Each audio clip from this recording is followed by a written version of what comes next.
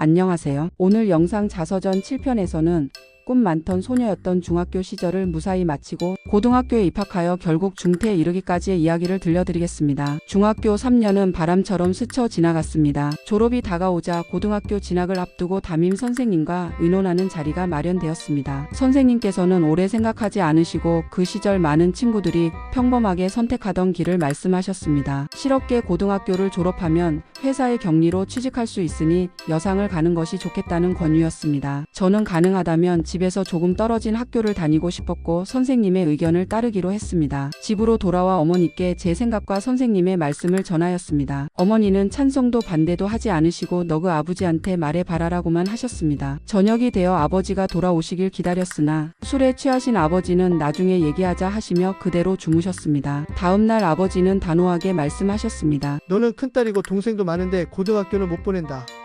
딸내미는 중학교만 나와도 된다. 무슨 고등학교냐. 위싱 자수 공장에 얘기해놨으니 거기로 가면 된다. 기술 배우면 배는 안 꽂는다.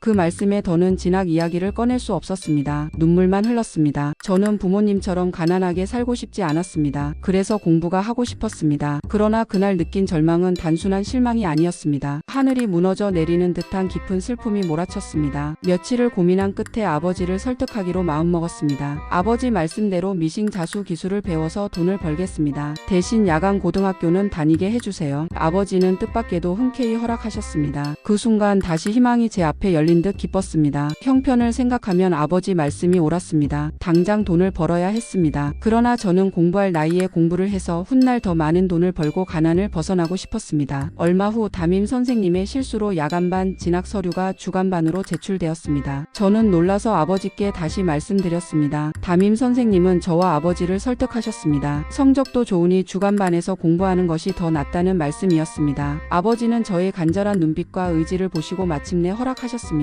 그렇게 저는 주간 고등학교에 진학하게 되었습니다. 입학 후 봄 학기까지는 중학교 교복을 입어도 된다는 학교의 배려가 있었습니다. 그 시절 집안 형편이 어려워 교복을 맞추지 못하는 학생이 반에서 절반이나 되었습니다. 어머니는 어렵게 돈을 마련해 주셨습니다. 하복은 흰 셔츠와 파란 주름치마로 춘추복도 맞춰주셨습니다. 어머니는 배우지 못한 한을 자식에게 물려주기 싫다며 빚을 내서라도 뒷바라지 하시겠다는 마음이었습니다. 그 마음이 고마워 눈물이 날 정도였습니다. 저는 학교 생활이 즐거웠습니다. 공부도 좋았고 선생님과 친구들을 만나는 시간이 무엇보다 좋았습니다. 집안일과 동생 돌보는 일도 게을리하지 않았습니다. 점점 저는 순수한 여고생으로 변모하고 있었습니다. 그러나 그 행복은 오래가지 못했습니다. 어느 날 아버지가 일하시던 바지선에서 사고가 났습니다. 짙은 해무로 항로를 벗어난 배가 바위에 부딪혀 인명피해와 파손이 발생했습니다. 아버지는 책임자로서 형사 처벌을 받으셨고 더 이상 배를 타실 수 없게 되었습니다. 병약하신 어머니는 그 소식에 충격을 받으시고 쓰러지셨습니다. 집안은 하루아침에 풍비박산이 났습니다. 저는 맏딸로서 가장이 되었습니다. 결국 고등학교 2학년에 올라가자마자 학교를 그만둘 수밖에 없었습니다. 그토록 어렵게 들어간 학교였기에 슬픔은 말로 닿을 수 없었습니다. 긴 고민 끝에 저는 어머니께 큰 집에 가서 큰아버지께 도움을 청하고 싶다고 말씀드렸습니다. 어머니는 안 된다며 말리셨으나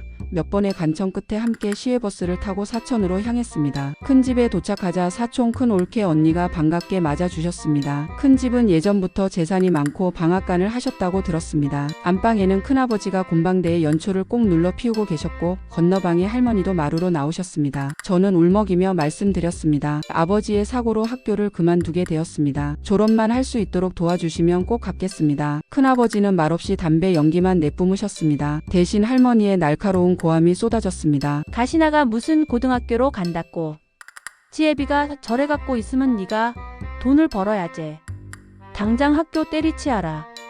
그리고 어머니께도 퍼부었습니다. 새끼들 교육을 어째 시켰노. 뭘 잘했다고 도와달라카노.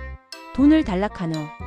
저는 그 순간 노름으로 가난한 아버지의 잘못을 어머니에게 돌리는 할머니가 너무 미웠습니다. 옆에서 듣고 있던 큰아버지가 조용히 말씀하셨습니다. 공부하는데 아들, 딸 구분이 어디 있습니까? 그런 말씀은 마이소.